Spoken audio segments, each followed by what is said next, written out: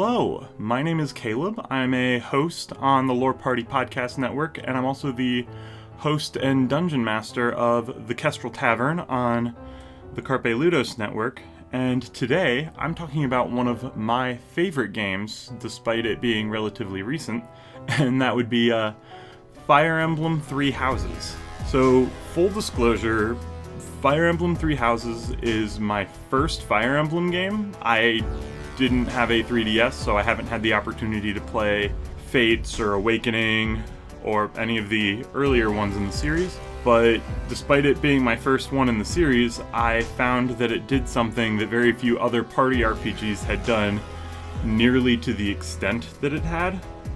And that's that it builds itself around what the player is going to be doing anyway, which is specifically choosing favorite characters. So the core of the game's combat centers on that in a way that most party RPGs are already going to do, even if they do it a little bit more directly. A unit earns more experience and better stats when you use them more in combat. You can customize their playstyle or your own party makeup as much as you need to. Not uncommon, but still clearly intentional. And when you find yourself getting more attached to certain characters, deciding, hey, this Ash guy is super cool, or Leonie, or Petra, or Claude, or whichever character you're most attached to in the game, those are the ones that are going to end up with the most interesting stats and the play style that best fits how you personally enjoy playing. But it also builds on that habit of players more directly through the game's support system. So party members and characters who you work with more and who work together with each other more, they find better abilities to work together in-game. So if your healer and your tank get along really well, then your healer is going to do more healing for your tank.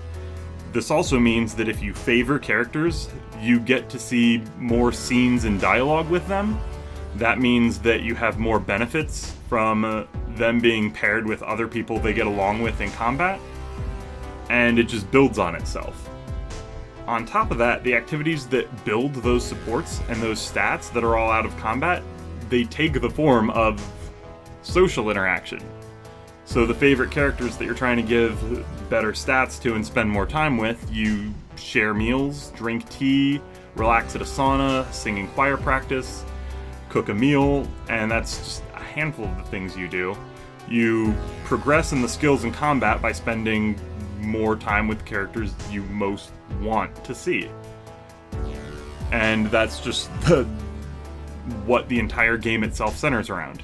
Even the game's most famous punishment, which is to say that units who die in combat die permanently and are removed from the story, centers on the assumption that you as a player are personally invested in that character having a continued role in the story, and on that character becoming absent to the story being, in theory, a worse punishment than having to restart a level.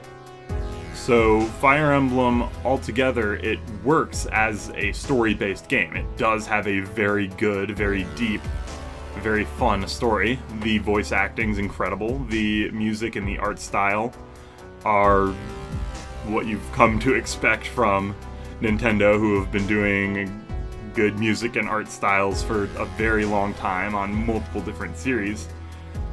And on top of all that, it also works as an incredibly deep tactical strategy game. But finding both of those elements, you see them dancing around what the game is really about, and what I think most people who are really into this style of RPG are going in to look for anyway, and that's to find and learn more about your personal favorite characters. And even the game's base story itself asks you to find and seek out and understand more about the individual characters in whichever story route you choose. Fairly early on in the game, you're given an opportunity to meet the three main characters of the game, and you choose which of the three of them, once you've had a chance to get to know them, is the one that you want to spend more time with. And they become the main character of that story. You see their personal journey, you become a part of that personal journey, and they become a part of yours. It dramatically changes the direction and tone of the story. It dramatically changes what aspects of the greater world you explore, and it dramatically changes the context that everyone else experiences in this world.